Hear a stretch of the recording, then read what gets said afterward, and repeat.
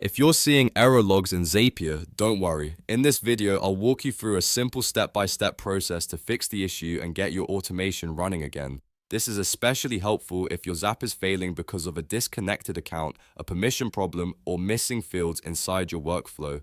And if this tutorial helps, make sure to hit the like button and subscribe for more quick software fixes just like this. Alright, let's jump in. First, go to Zapier and sign into your account. Once you're inside the dashboard, look for the Assets section. This is where you can manage the tools and workflows connected to your account.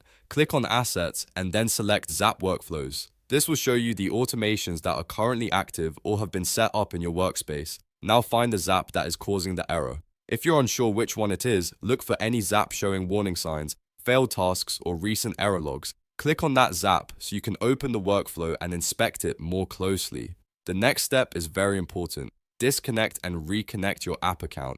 In many cases, Zapier error logs happen because the connected app has lost authorization or the connection has expired. Reconnecting refreshes the link between Zapier and the app, which often clears the problem right away. When you reconnect, make sure you sign in with the correct account that has the proper permissions. Also, check that your user account has admin or write access in the target app. This is one of the most common reasons Zaps fail. If your account can't edit, update, or create records in the destination app, Zapier may throw an error every time the workflow runs. So before moving forward, confirm that your permissions are set correctly and that your connected account can actually perform the action you want. While you're reviewing the Zap, do not leave any fields empty. Missing values in required fields can cause the Zap to fail or create incomplete actions. Go through each step carefully and make sure every required field is filled in properly.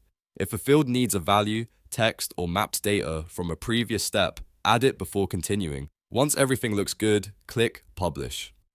Publishing saves the updated workflow and applies your fixes so the Zap can run again with the new connection and settings.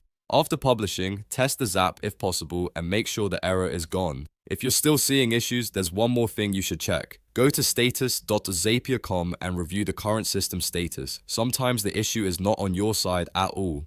If Zapier is experiencing outages or degraded performance, that can cause error logs across multiple workflows. The status page will help you confirm whether the problem is related to Zapier itself. So to recap, the fix is to go into Zapier, open Assets, go to Zap Workflows, select the Zap causing the error, reconnect your app account, verify admin or write access, fill in every required field, publish the workflow, and then check the Zapier status page for any service issues. If this video helped you solve the problem, please like the video and subscribe for more step-by-step Zapier tutorials and software fixes. Thanks for watching, and I'll see you in the next one.